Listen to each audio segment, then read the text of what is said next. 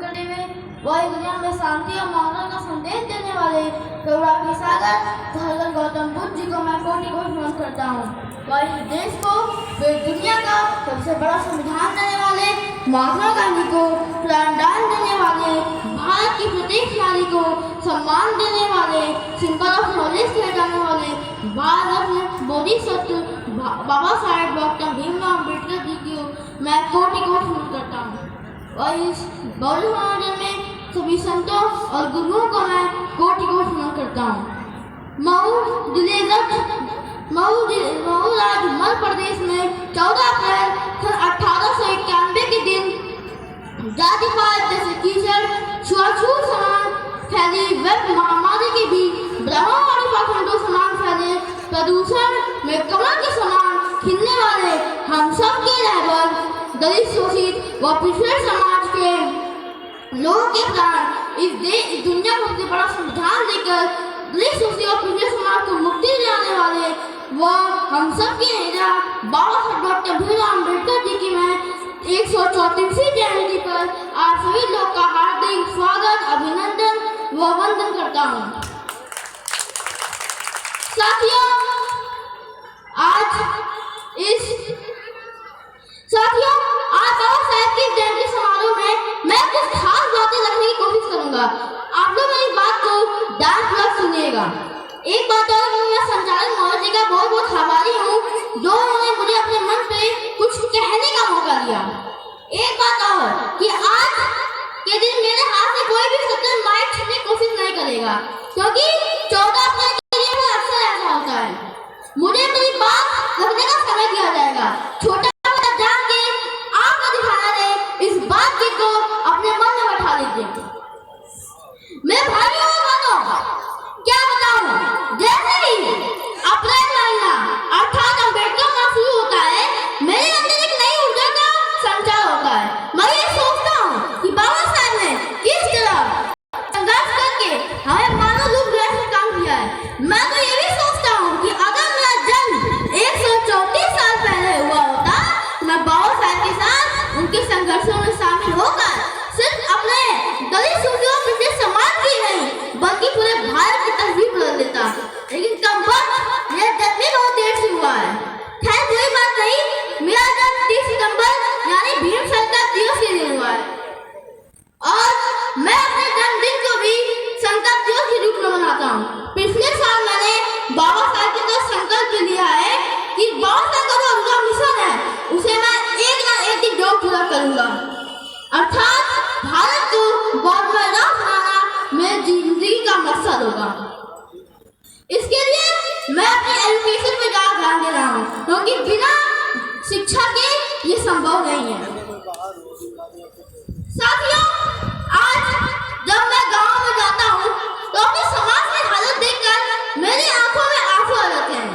मैं ये सोचता हूँ कि बाबा साहब ने किस तरह संघर्ष करके और अपने समाज की हालत देख के मेरी आंखों में आंसू आ जाते हैं।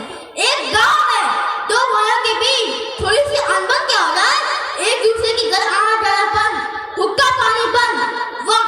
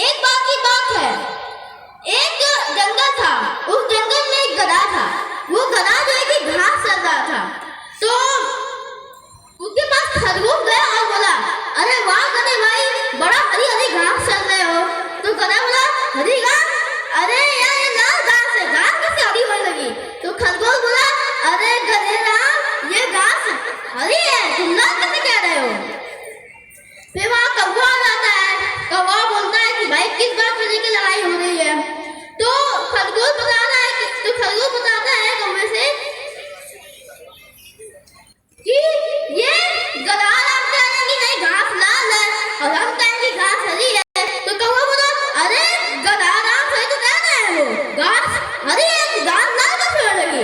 पूरा जंगल जुटाया, पूरा जंगल है एक तरफ और गधा एक तरफ। पूरा जंगल कह रहा था घास हरी है और गधा कह रहा था कि घास लाल है। तो उसी रास्ते से भाग जा रहा था।